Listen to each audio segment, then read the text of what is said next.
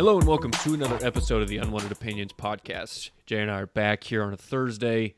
Gonna do one little last segment on The Last Dance. If you heard our last pod, Jesse and I kind of talked about everything that went down. We had gone through the first 8 episodes. I don't know why he's showing me some weed killer right now as I'm introing us in, but I just want to see how good your focus was. And apparently it's not very that's good. The fun stuff that we do. But as I was saying, we talked about the first 8 episodes of The Last Dance because when we recorded it, episodes 9 and 10 hadn't been done yet. So we've watched those. We're all caught up. There's been a lot of players come out, former players, saying they're not too happy with the way they were portrayed. Mainly Horace Grant. Scottie Pippen hasn't said anything publicly, but apparently he's beyond livid and angry at Michael Jordan on stuff that was put in about him, said, whatnot. I just heard today from Jackie McMullen, who's been covering the league for like 50 years, damn near. She said when a lot of these players when they were reached out to, were told or thought it was a documentary about the team and not so much Michael Jordan just himself. So they were a little disappointed that it was more focused on just one person rather than the entire team. Because I think leading up to it, even when they had the promos and stuff, they were like, witness what the Bulls went through in the 98 season and things like that. And then obviously, Michael Jordan and like 2 of his best friends were like the executive producers on this. So obviously it was going to be a documentary, even though Horace Grant said you can call it a documentary, but it's not a documentary. Yeah, and I'm kind of with them on that. I am too. It's how can you make a documentary if it's about yourself? It's kind of like a biopic. It's just you talking about your career, which is fine, but just the way they portrayed it, as you know, Jay, remember just watching the promo videos, it was like, witness what the Bulls went through in the 98 season and leading up to all that stuff. And whatever. Granted, I will say that like they had an episode pretty much dedicated to Rodman. They had an episode basically dedicated to Pip. A lot of the team. They definitely had more episodes dedicated to Dennis Rodman. The one episode they had a lot of Pippen, it was like the first 15 minutes, and then it went on to something else. But I will also say, yes, this is basically one big tribute to what Michael Jordan did throughout his entire career. Absolutely. Which, for a lot of people that didn't grow up in that era, it was good to see. If you didn't watch the NBA then, or you're just dying for some sports now, like I said last week, I think it was tremendously done. I actually even heard because originally this wasn't even supposed to air until June, and so they pushed it up. ESPN and the guys that created this pushed it up an entire month, and the date they pushed it up, they actually didn't even have episodes 9 and 10 done. So like so when these were on the first 5 weeks or whatever, episodes 1 through 8. They were trying to scramble and finish episodes 9 and 10 before they aired last Sunday. I didn't know that. Yeah, but they did a really good job. Yeah, like I said, couldn't tell. I couldn't tell. The cuts are great. The interviews mixed in are good. Highlights and everything I think is really good. I told you I have a fucking bone to pick with the fact that it goes from 78 to 92, then back to 88, and then back to 98, and then back to 94. Mm-hmm. And it's like, it'll bounce 4 times in one episode. It will. You just really have to pay attention. You really just have to know what's going on. You can't look away or go to the bathroom, or you just have to really pay attention, because if you're trying to do something else, you'll miss something. You're like, why? What the hell? Michael Jordan has hair now? Exactly. Where does mustache go? Exactly. Do you think that Scottie has a reason to be mad? I do and I don't. Okay, give me both. I do, because he is portrayed in this whole thing as clearly he was Michael Jordan's number 2. I'm not going to say he was portrayed as number 2 because that's what he was, but it does seem to point him out as a big baby in a lot of spots. Agreed. Like he was soft. Yeah, exactly. Like he was soft. And then you get to this last episode where I will say that I did appreciate them showing that the dude could barely walk up and down the court, and he's doing his best. He's going back in the game. You see him still making buckets where he looks like he has a broken back. He's still trying, giving his all while he's hobbling up and down the court. So I do like the fact that at the end there they did show that. Fun fact for you about that game, Go he ahead. actually had the best plus minus of any player, a plus 16 Through the entire game. through that entire game, yes. So there you go. Yeah. And I think that they glossed over big time. And if this is kind of the point to what you were alluding to earlier, how it was supposed to be a team thing and then it turned into a Michael Jordan thing, because if it really was a team thing, then they would have shown more about that. What was it, 95 or 94 when Jordan retired? Yeah. And Scotty led them through the playoffs and Scotty was the guy, and they would have shown more of that. Whereas they glossed over that whole season, which right there should show you this wasn't about the Bulls. This was about Michael Jordan, because he wasn't there during that season. So I didn't like the fact that if they've pretty much made Scotty look bad the entire time, and then where he shined the most when he was by himself leading that team and got him to the playoffs and won Game 7 of the Eastern Conference semifinals against the Knicks. Yeah, they didn't even want to talk about that really at all. So I think they should have done more on that. Yeah, and bringing up that 94 season, there was a huge section in there. The biggest part when they talked about when Michael was gone was that 94 season, the game where Phil drew up the play for Tony Kukoc instead of Scotty, and Scotty refused to go in. Michael wasn't even on the damn team then. Why was that necessary to be in there? That had nothing to do with Michael. Again, if it's a documentary about the 6 championship teams, which in parts it is, but not fully. It's more about Michael Jordan, like we just been saying. Why put that in there? Exactly. That's not necessary. That wasn't about Michael Jordan, really, because he wasn't on the team. So what are you trying to portray here? Exactly. We got a documentary. Is it about Michael Jordan? Is it about the 6 championships? Or is it about everything? Because you say it's a documentary, which means it's about the 6 championships, and yet Jordan wasn't there during that year, and it wasn't during the 6 championship season. So why is that necessary? That's something that I didn't even think about at the time, but that was something that Horace Grant said in his interview with ESPN 1000 in Chicago, or whatever he called in, or they called him, whatever. I mean, Rodman, you saw in those few episodes, Dennis Rodman said that Scotty was the second best player in the world behind Michael Jordan. He was so undervalued. He was very underpaid. We've already talked about the part where Michael Jordan said that he thought Scottie Pippen was being selfish for getting surgery during the season or in the offseason instead of during the season, because he wanted to rehab on company time because he was underpaid. He was pissed at Jerry Krause. He was pissed at management for not wanting to rework his contract or whatever. And then Michael calls him selfish all the while. Michael's making like $33 million a year, and Scotty's one of the top players in the league, only making like $2 million. Yep. So, and that's just how it is. And that's not even talking about Jordan's like off court money he's racking in. With Nike. I mean, we talked about it now. Nike's made him like a billionaire by now. I mean, Nike, his endorsements with Nike outside of playing are one of the reasons why he was able to buy the Hornets. So I think I'd be a little upset too if I was Scotty and not making even half of what Jordan's making. Yeah. And I'm definitely at least half the player that he is. And then 20 years later, you find out that your quote unquote teammate, best friend, whatever you want to call him. I mean, I think they were close. I don't know if this is going to tear him apart a little bit. I don't really think Michael would care too much, because it doesn't seem like he has too many close friends or confidants, whatever. But, I mean, they calls you selfish 20 years later down the road. I mean, if he's known this... Again, on a season that you weren't even a part of, that you quit on your entire team to go play baseball, and yet you're calling one guy selfish for leading the team that you just quit on to the playoffs because he took 4 seconds off on a dumb mistake that he probably wish he could have had back. And he said and if you heard him, Bill Cartwright came in, he said he addressed the team. Scotty was crying. He apologized to everybody, and they got over it. And then they ended up going to Game 7 of the Eastern Conference semifinals. Yeah, why would you put that in there about your so-called friend? Exactly. That's just that. Those were just kind of cheap shots that he took at Scotty. And you didn't have to put. You could have, if you wanted to go into that season and show how they didn't make it to the finals without you, and show how that season ended. Just show the last shot not going in Game 7. Yeah. Don't make a whole point about Scotty didn't want to go back into the game.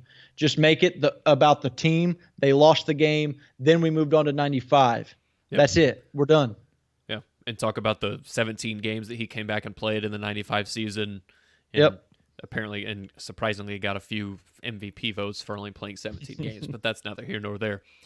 But I mean, and the part about the pizza thing, did you see that there was the guy who owns the Yeah. pizza place came out and said that this isn't true?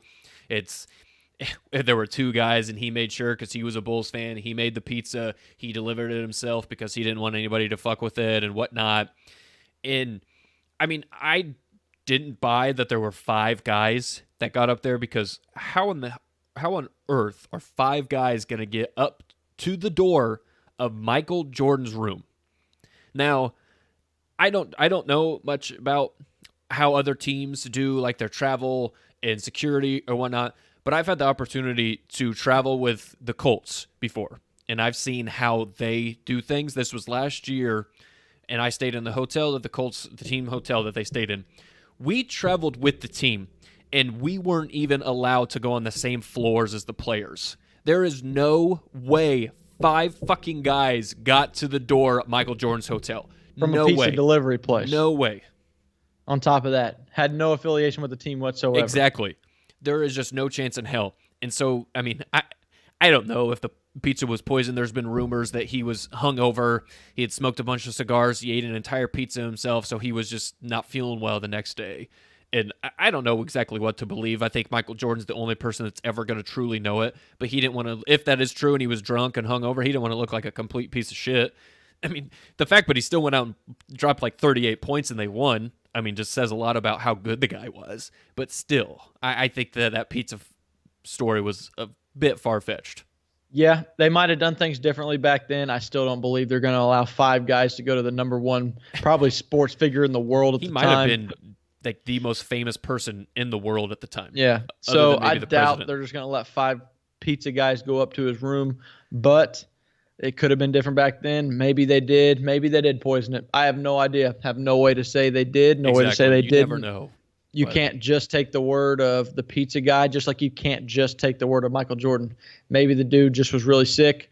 Maybe he was hungover. I don't know. All I know is he went out there and balled up that game. And that's the thing. Like I said, at the end of the day, it didn't matter. Whatever it was, he was sick, he was hungover, he was drunk. Who cares? I mean, he went out and dropped 38 and they won.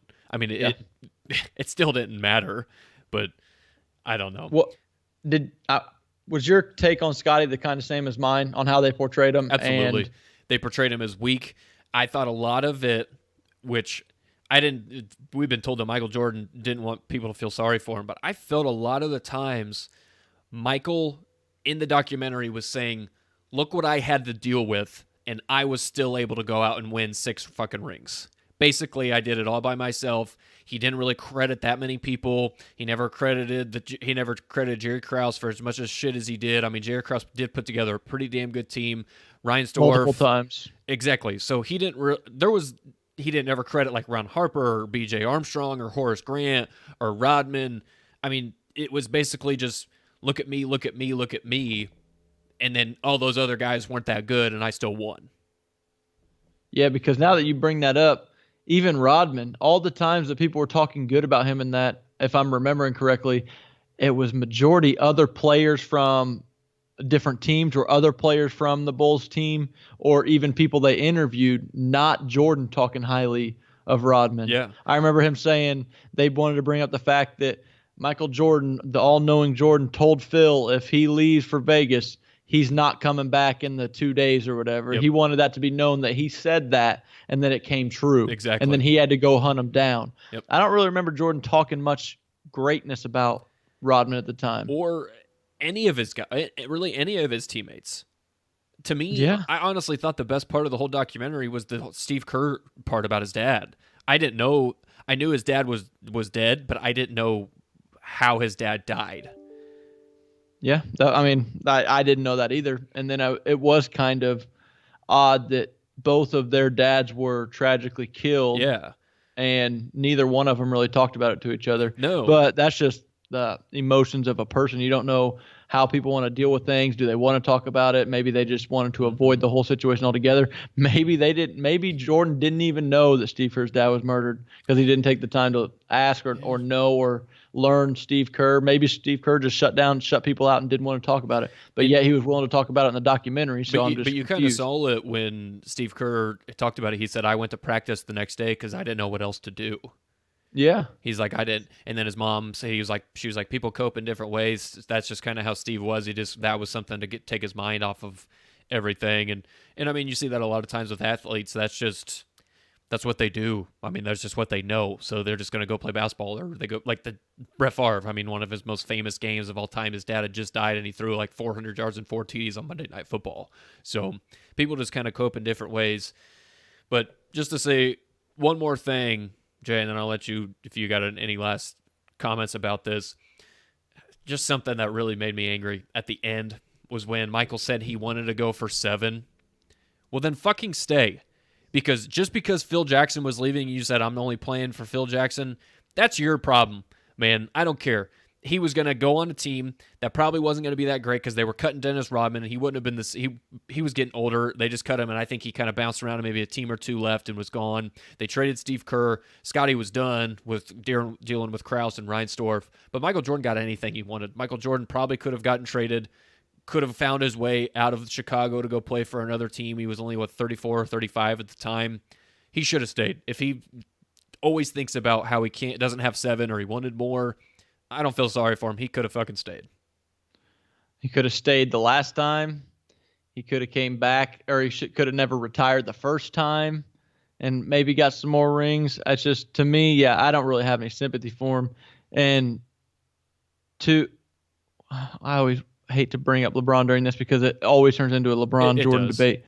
But no one gives LeBron credit for what he did with the first, I don't know, what was he, 6-7 years of the Cavs teams that were just awful. I believe it was 7. Okay. And he took them to the finals. I know at 22 years old. With nobody and bad management, bad owner, all of this bullshit. And Michael, being the best player in the world, has some hiccups within the organization, coming off a championship team. Yes, they're going to rebuild, but you say you want 7, but yet won't stick around to do it just because you're not getting what you want. Mm-hmm. I don't know. To me, whatever. I don't have sympathy for him. Yeah, and like I said, he wouldn't have been shit without Scotty and Rodman. He probably would have averaged close to 40 points a game that season. They probably would have won 17 games. Well, I mean, it was a lockout season that next season. The Spurs ended up winning the title, and I mean, some of the older teams didn't do that well. I mean, the 8th seed Knicks were the ones that made the finals against the Spurs. I mean, I think the Jazz got bounced in like the second round with Malone and Stockton, and the Pacers, who took the Bulls to 7, got knocked out in the second round as well. So I don't think they would have won that next year in 99. I really don't. And, I mean, maybe if Jordan would have went to a different team with a few other All-Stars or whatever, but yeah. But that's not allowed because you can't build super teams and win championships and be credited for them. That's true. That's true. But that argument only works for LeBron, man. That's the only thing people say about LeBron. Maybe if Jordan would have done it, then it would have been the thing to do, and LeBron would have been looked at as God for it. I mean, what about Clyde Drexler and Barkley and Hakeem trying to team up in Houston? Or they did team up, didn't? Yeah, Wasn't they did. Scotty, that's what I'm saying. And Scotty went to the Rockets. Scotty went to the Rockets that next year. He got traded to the Rockets, and then he played for Portland for a few years after that before he ended up retiring. But, I mean, there were super teams before that. I know. And, I mean, honestly, in the modern day, the Celtics put one together. The Lakers tried to put one together with Shaq, Kobe, Karl Malone, Gary Payton. So, yeah, that's just how people want to spit narratives. Anyways. Exactly. All right. So that's done with The Last Dance. Did you watch the thing they did on Wednesday, the movie or whatever? I don't even know what it was. Mm-mm. It was like a last 1 hour thing of stuff that didn't make it into the 10-part. I think it was just random clips or whatever. I didn't watch it, but no, I haven't seen it yet. Yeah. I probably will, though. I didn't know that they made that. Yeah, I probably won't, but and that's not because I don't even, in a lot of this, how we're just being very critical of it. I don't hate Michael Jordan at all. I don't want to sound like I'm being, hey, I still think he's the second greatest player of all time behind LeBron. It's just this whole thing was just look at me type deal. But anyways. Yeah, call it something else, not a documentary, or name it something else about yourself, not the team. I mean, it's a biopic. It's about you. You created it. Mm-hmm. You were the biggest voice in it. So it is what it is. All right. Before we get to, you rudely interrupted me with your your fertilizer. I didn't do shit. So I did anybody hear me say anything? I was just sitting here. I got a little distracted, Jay. Yeah, But see? That's your problem. we got just a few new small details on the NBA return that happened yesterday and today that we're going to share with you guys. And then a few weeks ago, Jay and I did our offensive rookies who we believe will have the best careers 5 to 10 years from now, where their situation is. We're going to do all of our defensive players now tonight, but we're going to talk about... It took us forever to get to it. Yes, it did. We just had some other stuff that we were doing, Jay. But for sure. So a few small details that came out today. We talked about the NBA optimism last week. Today, the Bucks co-owner said on CNBC that the NBA should return in the next 6 to 8 weeks. They believe that it's going to be back.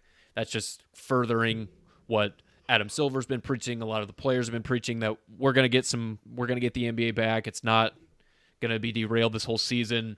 Jared Dudley, who's plays for the Lakers right now, has been on a bunch of teams, talked about how this campus so-called bubble that they're doing, the players will be allowed to leave. He said it was, I don't know, this was the first time I'd heard that they were going to be able to leave. Everything that you were reading made it sound like they were going to be stuck in like like a small college, basically, where you had a dorm room, you could go to the gym or the dining halls. That's basically what it was sounding like. But he said, you can leave, but if you do and you come back with corona, you can't play. You'll be isolated. You'll be out for a while. So you just really have to look out for yourself, for your teammates. He went on to say, he joked that LeBron and Anthony Davis weren't going to be allowed to leave. They were locking those two guys in their rooms so they couldn't come into contact with anybody, because obviously if those two guys are out, then the Lakers have no shot because they're the two best players. Same thing with like the Clippers, if Kawhi and Giannis with the Bucks. Oh, you're great players. If you don't have them, you don't have a chance to win. But you're just going to have to be smart. You're not going to be locked in like a prison or anything. You got to take care of yourself like everybody's been trying to do now. I do like that they're giving them some freedom. I like the fact that they're saying, look, we're not going to just totally isolate you, but if you do come back with corona, you're basically screwed. You're going into that isolation. You're not allowed to practice with the team. You're not allowed to play. So I like them giving them freedom because they are grown adults. They should be able to make their own decisions. So if they do everything right, they stay corona free. I am so ready to get the NBA back because this was the best season we've had in so long. Yes. And I want to see these players go out and play, and LeBron win me $1,000 to win the MVP, and to just go out and perform, and just it'll give America something to just get their minds away from all of this corona crap that's been happening, which I actually think has been happening a lot more lately, with the fact that you're getting bars and restaurants are opening back up in small portions in some states. I know some haven't fully opened it yet, but like I went out and ate at a deli, you know where McAllister's is, but it's probably not a nationwide thing. It is. I ate inside there. Maybe it is. I ate inside there yesterday, and as I was sitting there, I looked at Rachel and was like, "This is weird to me. I haven't done this, and it feels like in forever." So probably at least it's nice, 2 months. Yeah, it's nice to just see things getting back to normal and back to regular routine. And like I said, this basketball season was just so much fun to watch before all of this went down. And now that they're starting to bring back talks of it happening, we mentioned on the last pod, the UFC did something so that sport came back, even though it didn't have fans. NASCAR had a race last night where they didn't have anybody in the stands, but it's nice and kind of comforting to see sports are coming back around. Yes, it is. And the NBA is, I believe, the second most popular sport in America, maybe third behind baseball. I'm not sure. I'd say the NBA is probably second, but it's obviously not. It's not past football, but yeah. Yeah. So if you combine college football and the NFL, nothing's close to them. But agreed. Yeah, I would say the NBA is the second best or second most popular sport in America. So just to hear the talks of it coming back, and you have this Jordan documentary brings a lot of emotion from people, making you pick a side between LeBron and Jordan. Well, that brought the idea of basketball back from the coronavirus crap. And now we're starting to see it transform into the NBA season. Maybe we're going to get that back. And I just couldn't be more excited. Same. Because you know how high these ratings are going to be for this NBA season. I think they'll Yeah. be off the charts. I mean, and the playoffs always outdo the regular season anyways.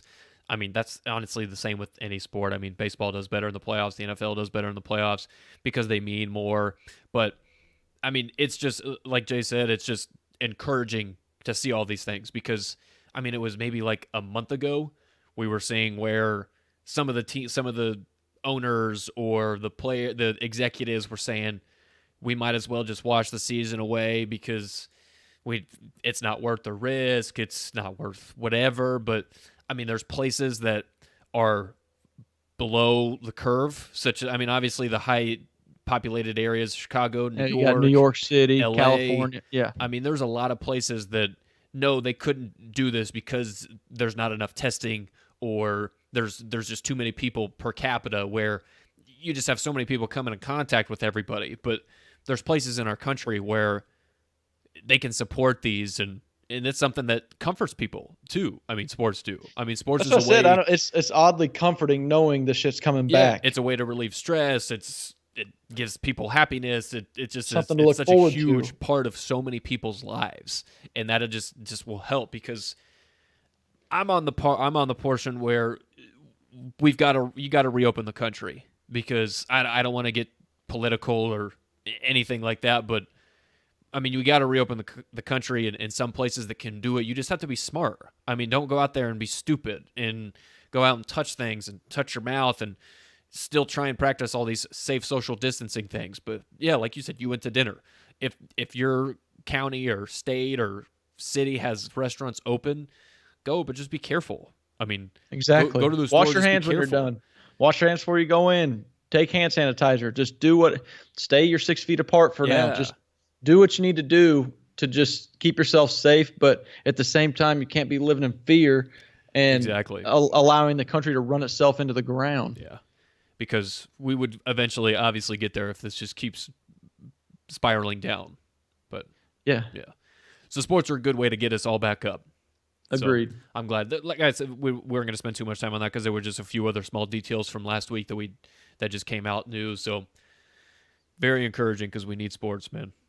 Agreed. All right, let's get to. So do you want to explain to everyone how you screwed up our shit here on our player rankings? So Jay and I made this list over a week ago, and we were texting I was late to today the party. about doing these player rankings. And the way I made my defensive linemen, I categorized edge, DNs, and D tackles all in the same category. So I've got 8 guys in one category, as to where Jay has sort of your defensive tackles and your ends / Let me just explain guys. this. Yeah. We were having top 5 at each position. So not only does he just randomly group 3 groups together, he doesn't even give you 10 to 15 players. He just decides, okay, I did 3 groups, let's make it 8 guys.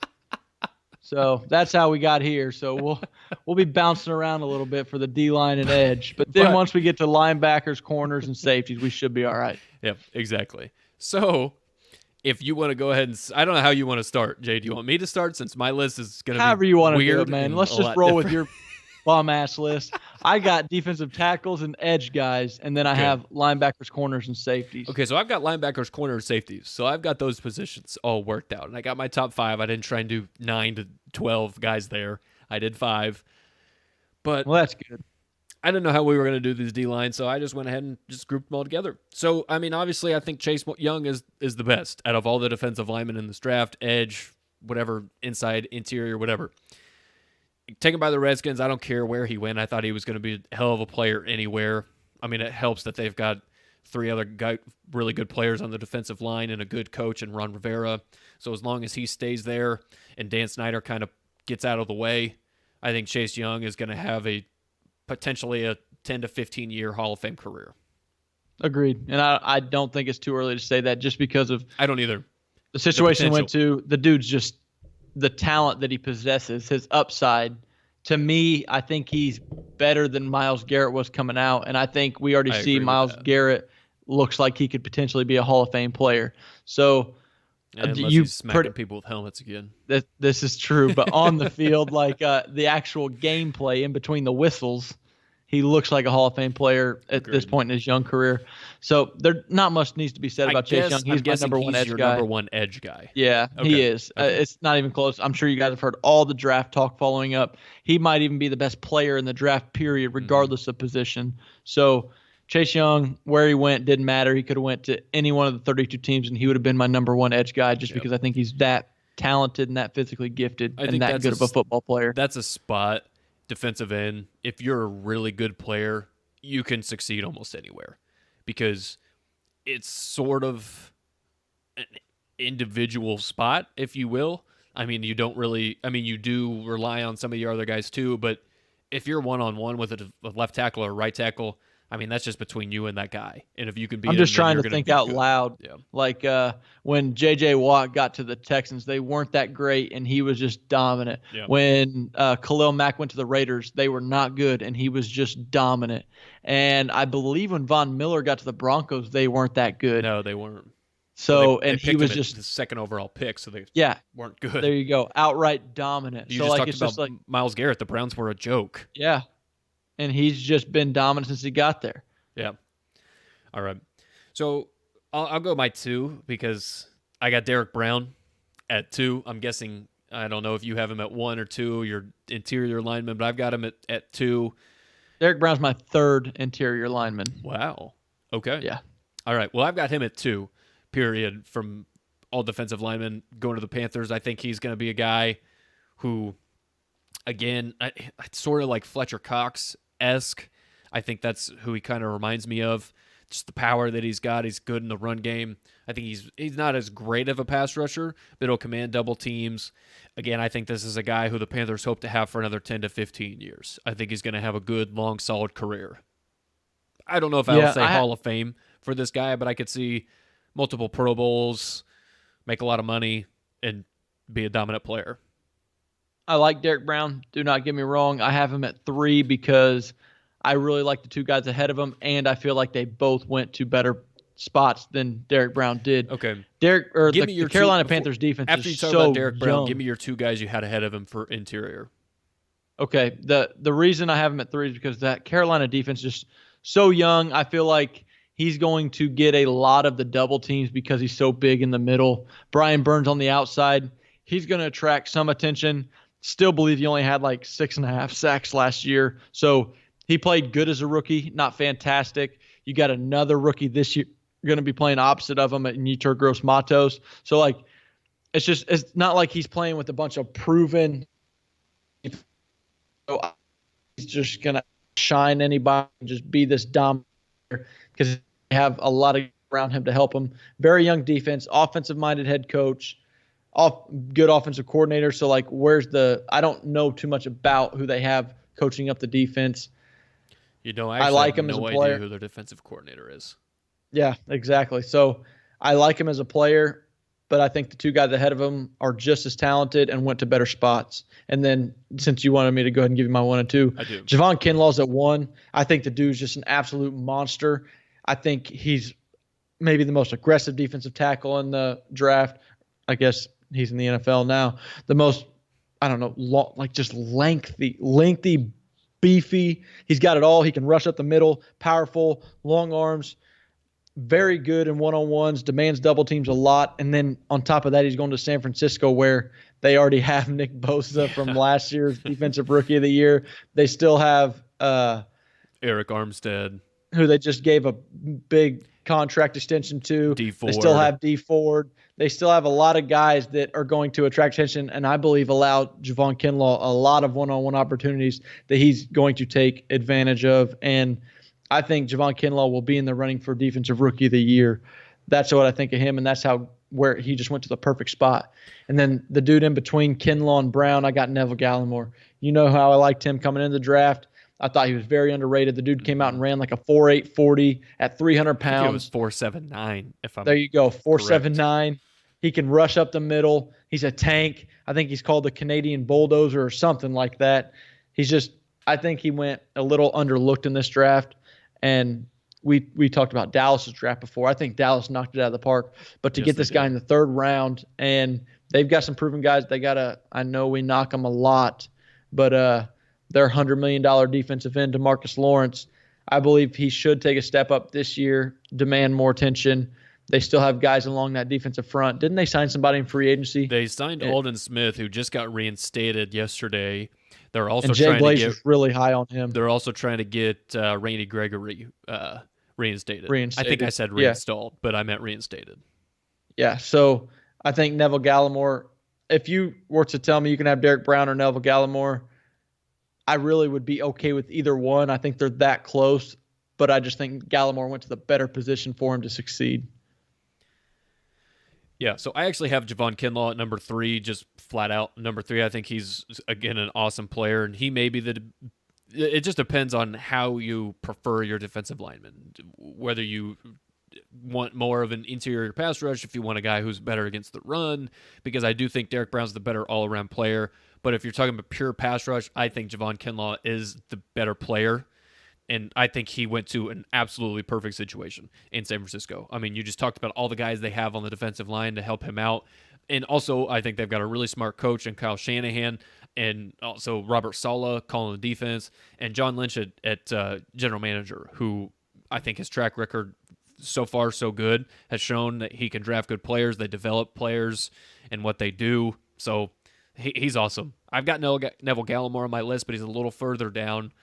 At 4, I have AJ Epinesa because I love where he went to the Bills. I think he is just going to be a player that Sean McDermott just... I'll chime in with you because moves. I have him as my number 2 edge guy. Okay. I think he's just going to play all over in Sean McDermott's defense. I think that guy's like a genius when it comes to... I mean, they reinvigorated Jerry Hughes, who was a first-round borderline bust, coming out of TCU, got drafted by the Colts, didn't do shit in Indy, and then he turned into a Pro Bowl double-digit sack guy in Buffalo.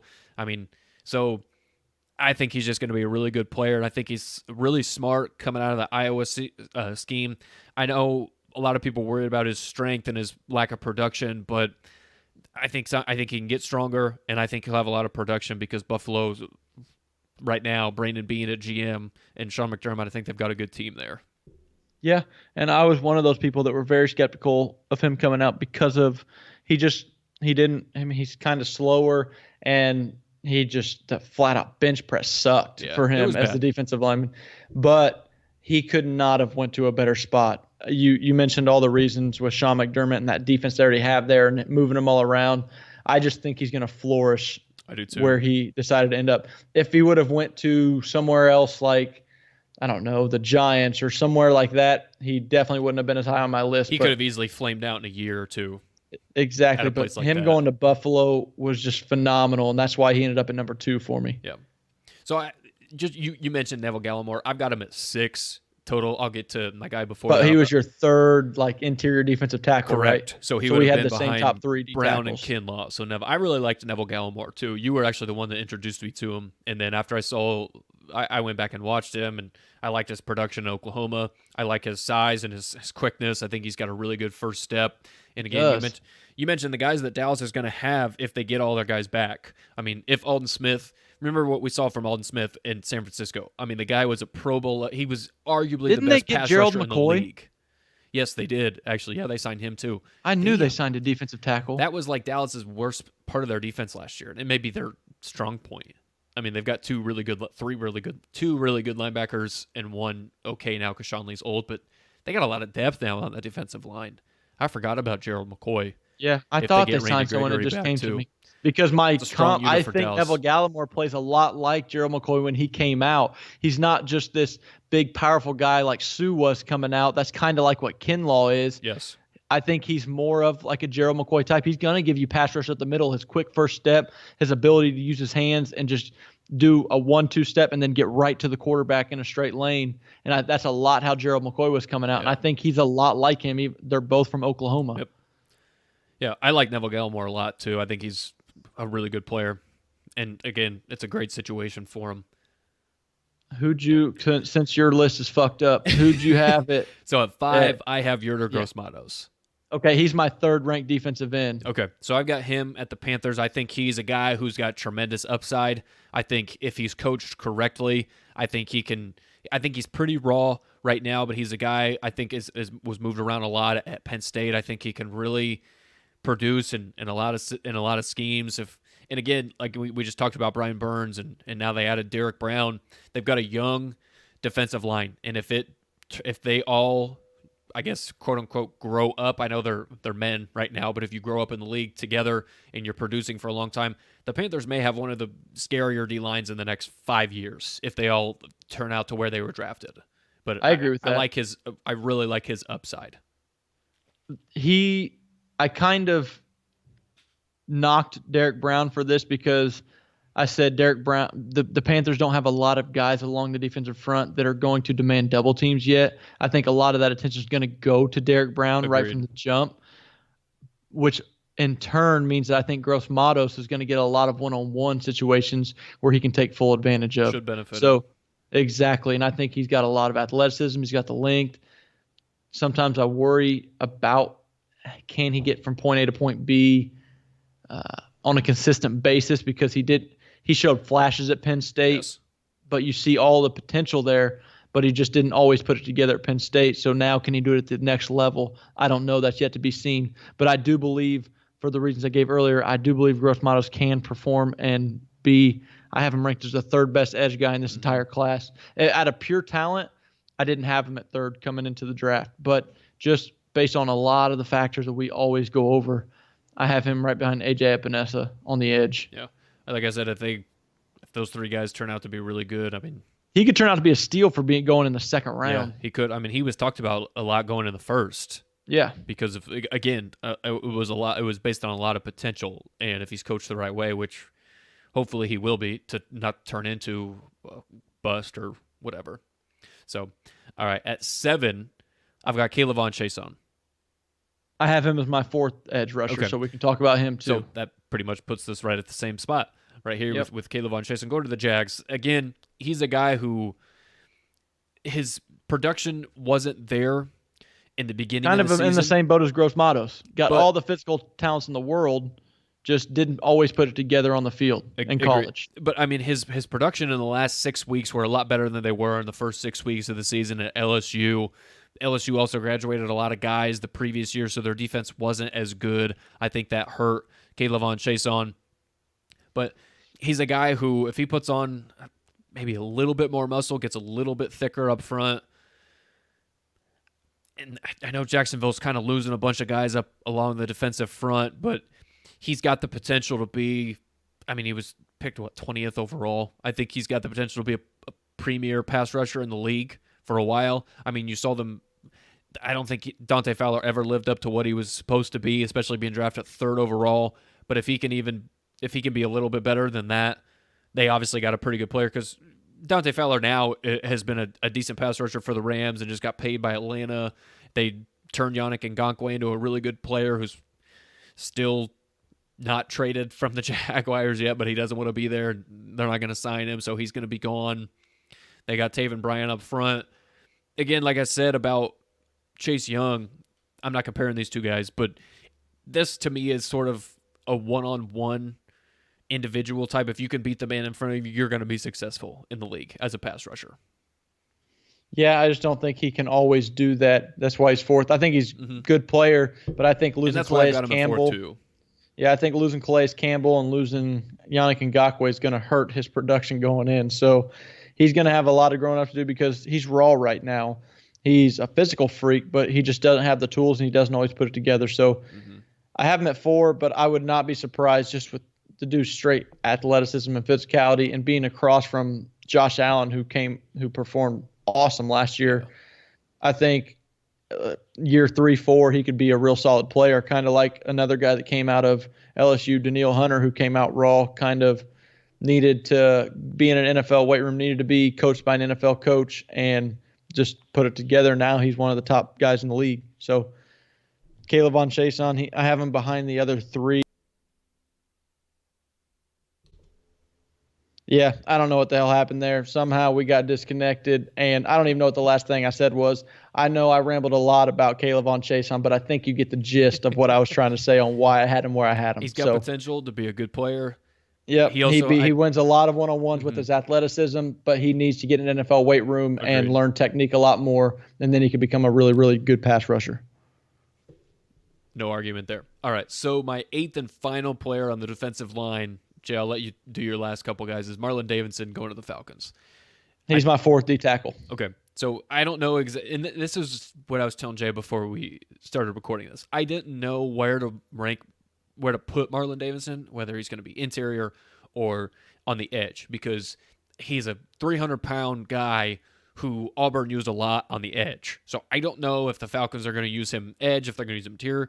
Shit, they might use him both. I don't know, but I think he can be a good player there. They just signed Dante Fowler.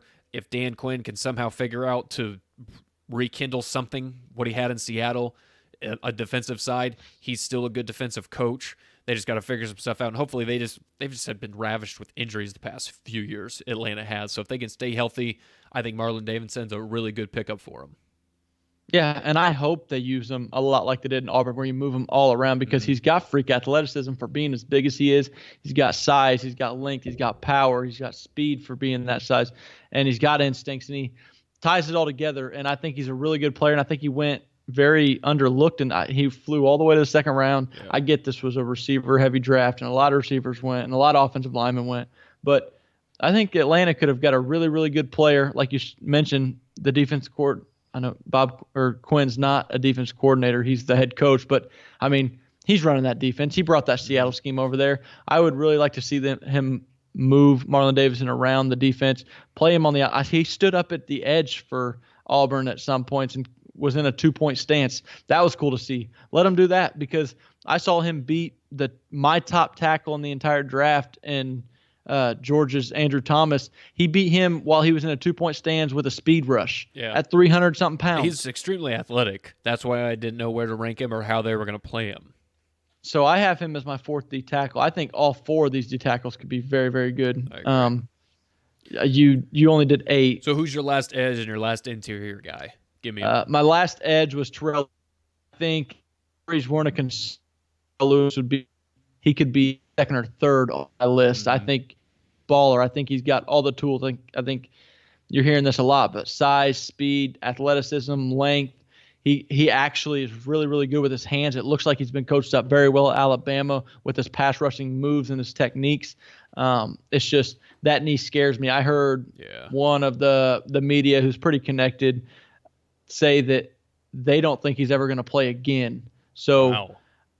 I don't know the extent of his knee, and I don't think a lot of people do because of this corona crap that didn't allow teams to really get medicals on players that they would like to. Cause a lot of issues come when teams are allowed to report. It really could when they were able to check some of these guys out. I just couldn't leave him off the list because I think he's that good. He's got if he never plays again, like you said, clearly, I don't think he's going to finish as a top 5 player from this class.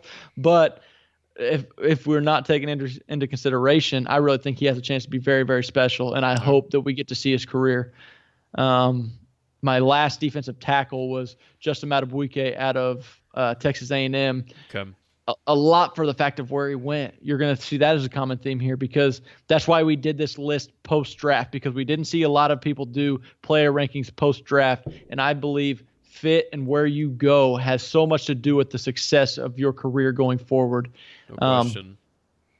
Baltimore turns out defensive players like nobody's business. It seems like every defensive player they have turns out to be a stud, and that defensive unit may be the best defense in the game right now. If not, I believe it's a top 5 defense. I know the strength of their defense is on their back end, but that back end only helps their pass rush and their defensive line. So I just think Madubuike has a lot of talent all around him.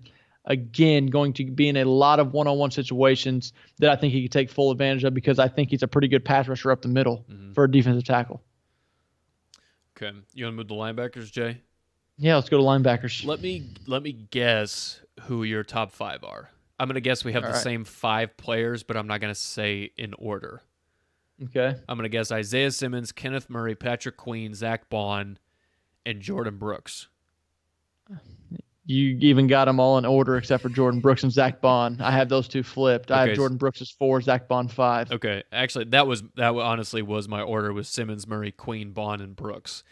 Well, obviously, we'll start with Simmons since we have a little discrepancy of 4 and 5. We can just talk about the first 3 guys all kind of bunched together. Isaiah I don't think Thomas, it's a question. or Isaiah Thomas. Simmons, Isaiah Thomas. Simmons. Get off of the Jordan Duck. I don't even know who Isaiah Thomas. I was like, I was like, who the fuck is Isaiah Thomas? Isaiah Simmons, clearly the best linebacker in the draft. Dude's 240 pounds and runs sub 4.4 40. Yeah. Freak athlete, plays all over the field. Defensive weapon is what he is, but he's listed as a linebacker, so that's where you have to put him at the top of the list. At the top of, I think he's just a baller. He can do everything. He can tackle. He can fly around. He can intercept. He can cover. He can play zone. He could lock up a tight end on man coverage. Yeah. It doesn't matter. You might stick him in the slot. I was going to say, you can put him on receiver. your slot receiver. Some slot guys he can cover. I mean, he did that There's at just Clemson. nothing He he did can't everything. do. He's just And a guy, Arizona's just going to ask him to do everything, and Yes, he's just they going to are. shine. I think so too. I think he's obviously a guy who's he's one of the top guys in Defensive Rookie of the Year because, again, Arizona's defense isn't very good, and I think him alone is going to turn him into a much better defensive team. And I think he'll be in the NFL for a long time. Obviously, these are all these guys are, barring major injuries, that they stay healthy, are going to be good players for a really long time. Number 2, like you said, you had Kenneth Murray, correct? At 2. Yeah, I think a lot of people have Patrick Queen, but Yeah. I'll take Kenneth Murray. I love Kenneth Murray. He was my second ranked linebacker coming into this class. The Chargers, I mean, we talk about it a lot. The Chargers just have a flat out talented roster everywhere. I mean, the defensive line, you got Bosa and Ingram, you've got Jerry Tillery, you had him with Derwin James and Casey Hayward and Desmond King. There's talent all around that Chargers defense. I wouldn't be surprised if Kenneth Murray is the leading tackler, if he leads the league in tackles for rookies. Shit, he might even lead the league in tackling, period, at linebacker. I mean, I think he can be that good. There's going to be a lot of one-on-one tackling opportunities for him. He's fast, he's big, all around just baller. I think a guy that he reminds me of is a guy that we're very familiar with in Darius Leonard. Agreed. He's long. He's got really long arms. He's fast. He plays sideline to sideline. He plays everywhere. He can do a little bit of everything. I like Kenneth Murray a lot. And it seems like my linebackers were the one position that where they went didn't matter so much. I agree with that. I have my linebackers pretty much rated as I had them coming into the draft. Same. And it just happened to turn out that way. I don't know if it's they all landed in decent spots, which they did. I like the landing spot for all of them. Isaiah Simmons didn't go to an ideal situation, but he's so good of a player that it doesn't matter where he are went. on the rise, I would say. I agree. I think they're going up. I think the Rams are sort of trending down. I mean, the two other quarterbacks in their division, I think, are obviously Russell Wilson's a fucking stud, but I mean, he's not getting any younger. Same with Jimmy Garoppolo. He's not a stud, but he's a good quarterback, and he's not getting any younger either. So, and Kyler Murray, if he continues to progress, Arizona's going to be a good team. I like them. They might be my second favorite team to watch next year. Yeah, they're going to be good. Start off with Patrick Queen because we both got him at 3. Perfect situation for Patrick Queen. Steps right into the Baltimore defense where I just talked about Madubuike. Everyone seems to shine there. They lost something when they lost C.J. Mosley a couple years ago. So for Patrick Queen, that was probably the one area of weakness that Baltimore had, and they just filled it with another stud linebacker And coming he out of LSU. Just was sitting right in their lap at 28. Was their first round pick? 28. It's all you always just look up in who the Ravens drafted, and you're just like, how was he even there? There was talks about Again, Patrick the Quinn going Ravens in like the top 15. Yes. And then he just fell. I mean, some of the linebackers fell because I feel like people don't value that position as much. But again, like you said, we're very familiar with Darius Leonard. I mean, he changed that defense with the Colts. Absolutely. I mean, his presence alone, you can tell when he's out of the game, when he was hurt for a few. I mean, he only missed like 2 games in his career, but you can sense his presence when he's gone. And I mean, what better place to go as a linebacker than Baltimore? Exactly. I mean, he landed Ray in a Lewis great and Mosley and Bart spot. Scott, and so I mean, they just have a history of really good of backers, and again, they're just a damn good defensive team.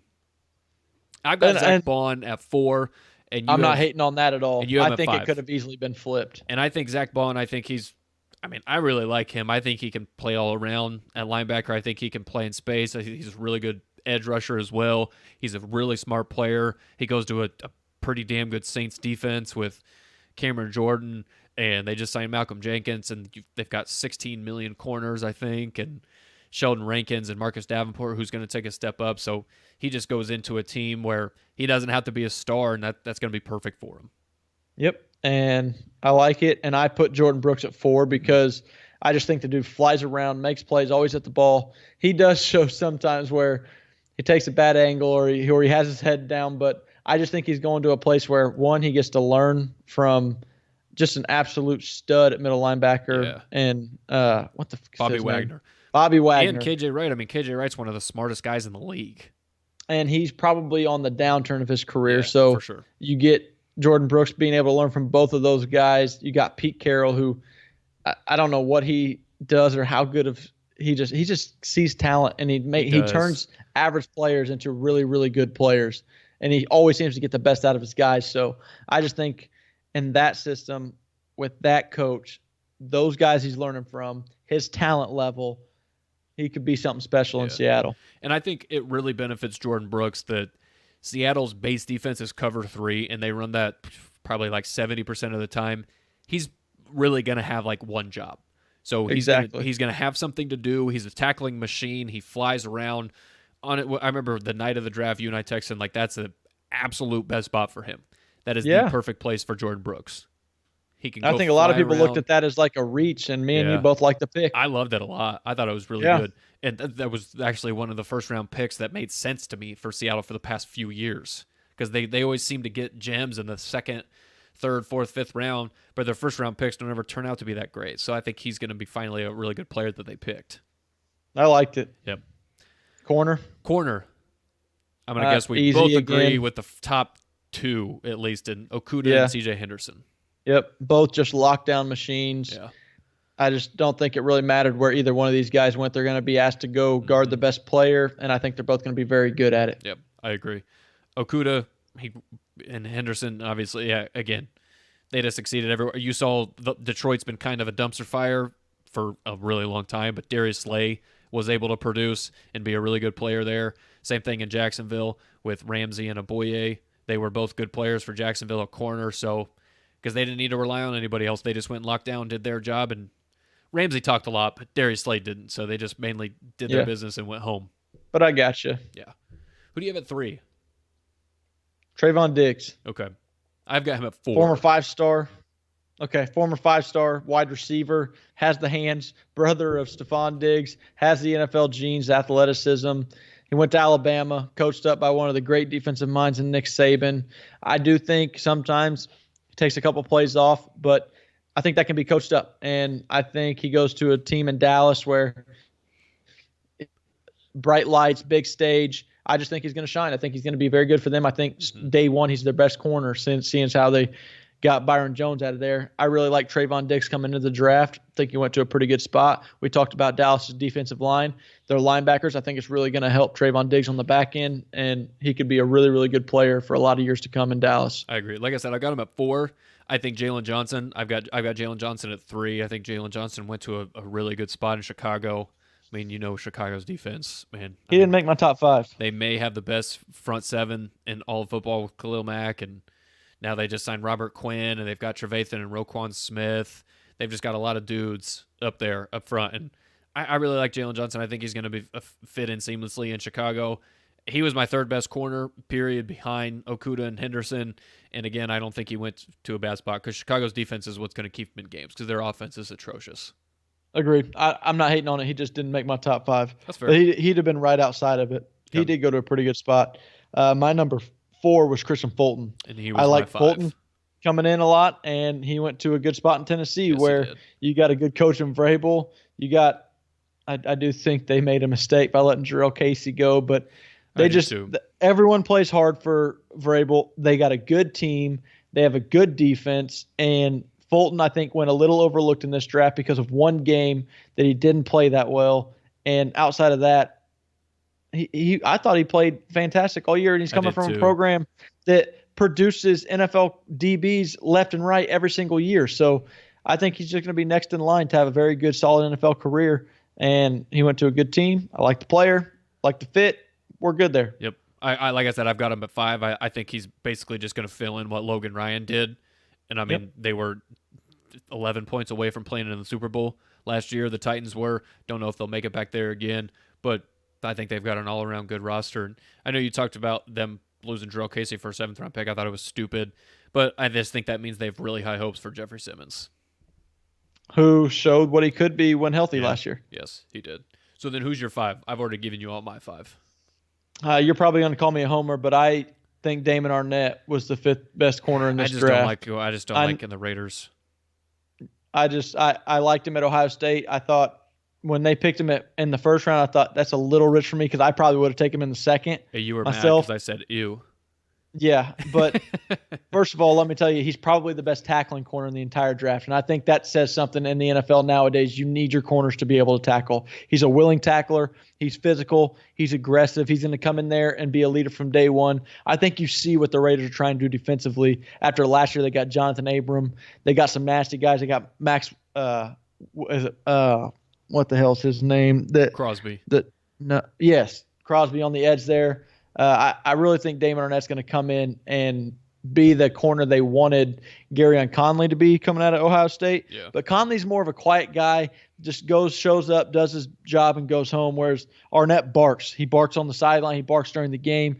He'll go up, smack the running back right in the mouth. He'll do whatever he has to do. And on top of that, I do think he's a good cover corner. I think he does need to work on his zone defense. But again, I think in the NFL, you're seeing a lot of man defense, and you want guys that can play man. And you've seen what Ohio State's churned out the past, 6-7 years, these first-round corners that are coming in and producing.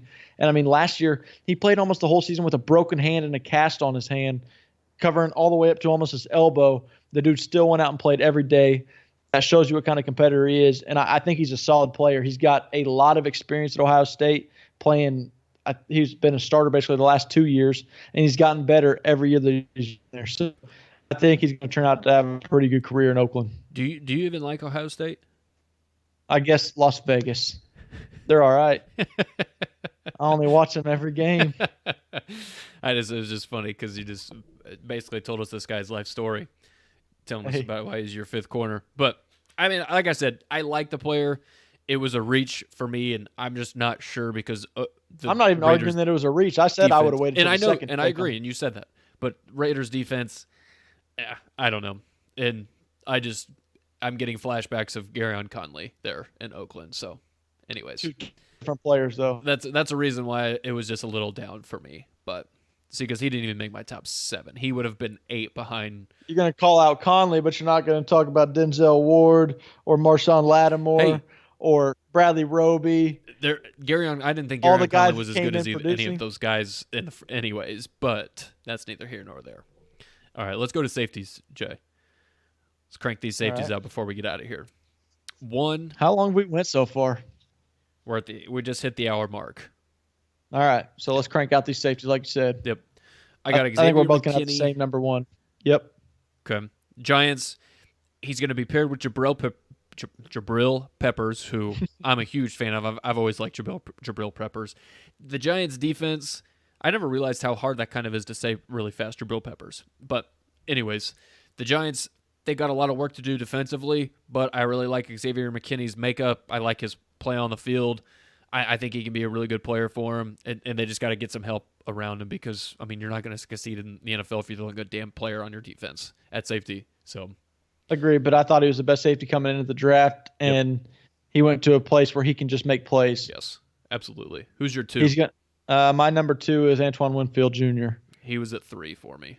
I just think Winfield Jr., he goes to Tampa Bay. You're getting coached up by, I don't know why I've had so many brain farts on people's names nowadays. Todd Bowles, just a great defensive coordinator.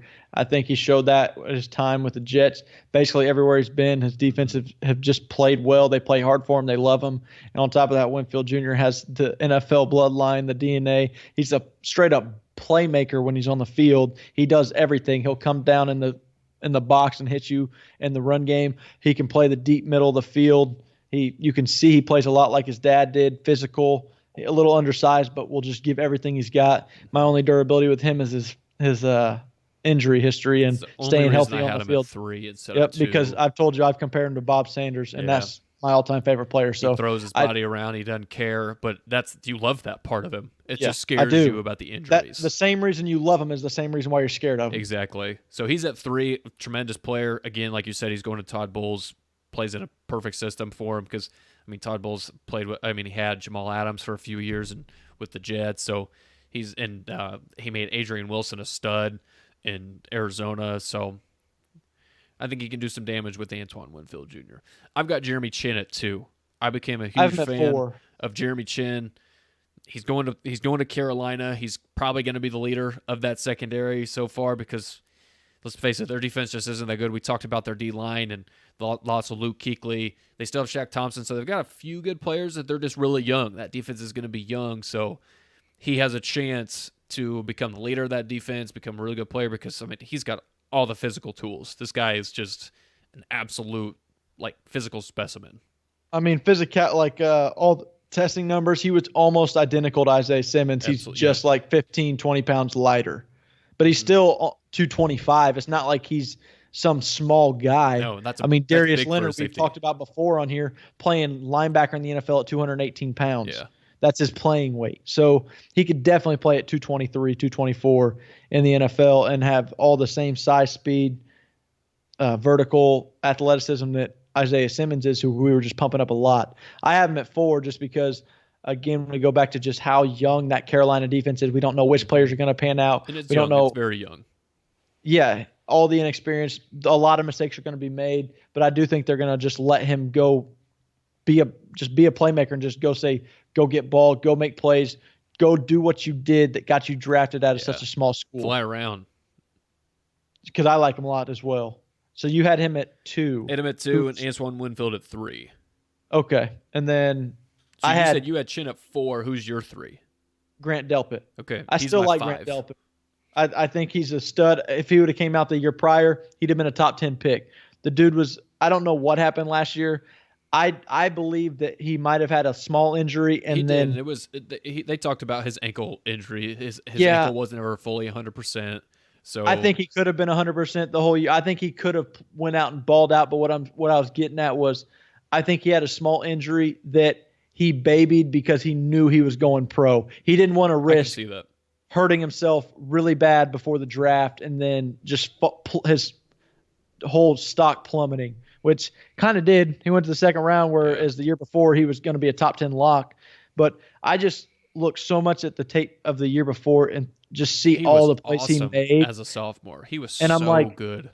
That's not just a flash in the pan. He can be that player, and I believe he's going to a defense that there's a lot of talent around him there as well. So he's going to be able to just fly around, and it's another common theme, just make plays on that back end. And I think he can. And I think, again, coming from a program, we talked about it from Fulton earlier, that they just produce NFL talent on defense every single year. So he's been coached right. Yeah.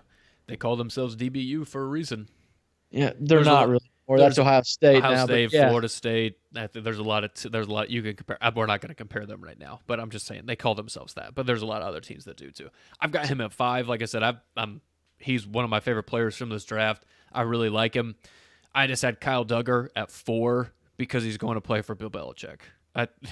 I don't know how good he is right now because I'll be honest, I didn't even know who he was when the Patriots took him in the second round, but I just trust Belichick to turn him into a stud. I think he will. He's going to be paired up next to Jason McCourty or Devin McCourty at the other safety position. They might play this guy all around. I don't know what they're going to do with him because you never know what Bill's going to do, but he turned Patrick Chung into a Pro Bowl player, and Patrick Chung was a bust first-round pick, went to the Eagles, got paid a lot of money, and didn't do shit. Goes back to New England and wins 2 more Super Bowls and is a key component on their defense. So I trust Bill can turn this guy into a star.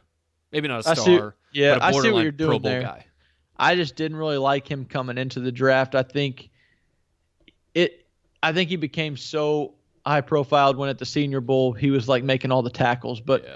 I've watched this film. I know Belichick can get the best out of him. He's a defensive guru. He's going to coach him up.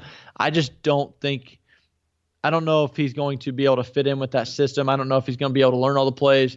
I didn't see it on film. I thought he looked a tad slow. I don't know what they're going to do with him per se because he's way bigger than Patrick Chung was. He's a liability in coverage from what I saw. So I don't know exactly how they're going to utilize him. That's why he didn't really make my list. Yeah. So who you got? My 5th was Julian Blackmon. I really believe the Colts have a plan for this dude, and I've listened to all the interviews on why they picked him, and everyone kept going back to the fact that when they would go to Utah and Utah put like 8 defenders into the National Football League this year. All the coaches wanted to talk about was Julian Blackmon and his leadership and his physicality and the way he just goes out there and does his job and his film study and the way he prepares. And I think the Colts are showing you something by not picking up Malik Hooker's 5th-year option because they have a plan for this guy. And Chris Ballard has just hit on a lot of his picks. And the Colts are trying to do something special with all the guys that they're bringing in, and they have a system down. And I think he's going to be next in line, and he's going to control that back end, and he's just going to go see ball, get ball. I had him at 6, and you talking about, you've heard a lot of interviews about him. I've heard a lot of people say he's the best tackler they've ever seen at the safety position. Yeah. You go watch his highlights. He just doesn't. It's not like he's just blowing dudes up. He can do that. You go like turn on the Oregon tape. Is what I mean. Like he wraps people up. He brings them to the ground. I mean, fuck, you don't have to knock their socks off to be a good tackler. But you can do that too. That's what I was saying. If you go turn on that Oregon tape, they throw a little flare route along the sideline to a running back, I think, and he just flies down and decleats the dude. So he's got that in him. He's a little undersized, but I think he's got the want to and the desire and the NFL ready skill set to become good in an NFL defense. Yeah, I agree. Like I said, I got him at 6, so I think he's a good player. And so there's our list. Defensive players. We got our top 5 rookies at each position. I guess mine's a little top 8 at D-line, but you get the gist of it. You know who's going to be good and who's not going to be good. So if your team's got some of these players, you're in good hands for a while.